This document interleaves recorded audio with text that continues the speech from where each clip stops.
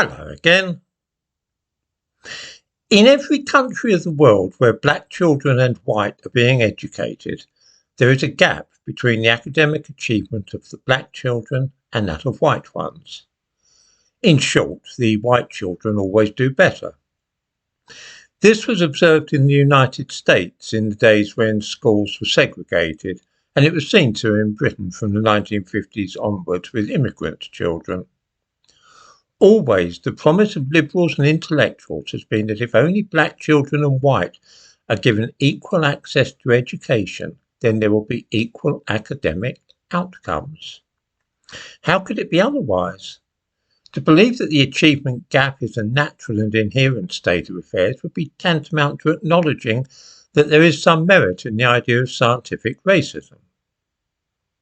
At first, it was claimed that as soon as black and white children attended the same schools, then their achievements would be equal. After schools in America were desegregated, it was found that this made no difference to the achievement gap. All subsequent efforts have also failed to eradicate it, either in America, Britain, or anywhere else. Sometimes the achievement gap appears to be shrinking and at other times growing, but it has never gone away. Initiatives like that in America of the No Child Left Behind program illustrate the point with great clarity. Huge amounts of money have been poured into efforts to reduce the academic attainment gap between black students and white at school. It has proved a vain endeavour. It's true that increased stimulation and educational activities for children at an early age, combined with better schools, have had the result of raising attainment overall for black children. However, programs of this sort are, quite rightly, always directed at children of all ethnicities. The consequence is that the attainments of the white children and those of East Asian heritage rise also, and to a higher rate than the black children. The gap, though, remains, with black children still lagging behind other groups. Whatever is done, the attainment gap will not go away. This is freely acknowledged in the United States by black educationalists as well as white. Initiatives such as the American No Child Left Behind Act, passed in 2001, do not appear to get rid of the achievement gap between black children and white. Despite 60 years of busing and affirmative action in the United States, along with various pieces of legislation, the gap in achievement remains. In Britain too, the differing academic results between these two groups is still very noticeable. Whatever is tried, whether the promotion of positive images through the celebration of Black History Month or increased nursery provision, it persists. This refusal of the attainment gap between black and white children and university students to fade away like the morning dew in the face of the fierce onslaught of social engineering, backed by the almost unlimited funds directed at the problem by both central and local government, is mortifying and perplexing to those who hold orthodox and progressive views on the matter.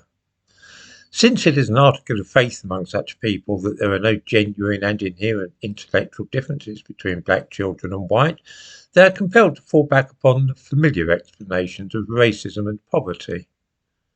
When an American journal devoted to the education of black children, written by and for black people, analysed the effects of the No Child Left Behind Act 10 years after the passing of the law, they discovered that the gap still existed. The conclusion was inescapable. The findings from the study suggested discrimination based on race as well as family factors outside the school setting contribute to this difference in test scores between black and white students.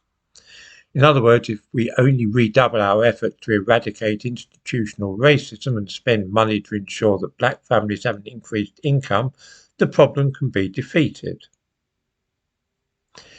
Now, the London Borough of Haringey have hit upon a method for closing the gap, and it is one which may well work. Here is what Councillor Zena Brabazon, Haringey Council's Cabinet Member for Children, Schools and Families, says. It has long been recognised in Haringey that there is historic and established attainment gap, between black African, black Caribbean pupils and their white British peers. There is. Our schools here in Haringey and the local authority are absolutely determined to collectively do something about those statistics. Our teaching staff go to great lengths to ensure that all children and young people, irrespective of their race or background, receive the very best education possible. This sounds like good news until we see how Haringey are going about it. At Coldfall Primary School in the London district of Muswell Hill, for instance, places at a Saturday school are being paid for by the school to accelerate progress in reading and writing. This is good for a lot of pupils, both black and white, are falling behind what is expected at their age in this respect. The only catch is that such extra classes are only for black children. It may well be the case that white children as well as black at the school are behind with their literacy, but they are being offered no additional help. You see now how this will close the achievement gap. If you leave the white kids to struggle and don't offer them extra help, but lavish it all instead on the black pupils, then the black pupils will advance, and it is hoped, ultimately do equally well overall with the white children. Hey presto, the achievement gap will vanish. I'm sure there is a word for this kind of thing, when you offer some children a better standard of education simply because their skins happen to be a different colour, but I cannot quite recall it to mind at the moment.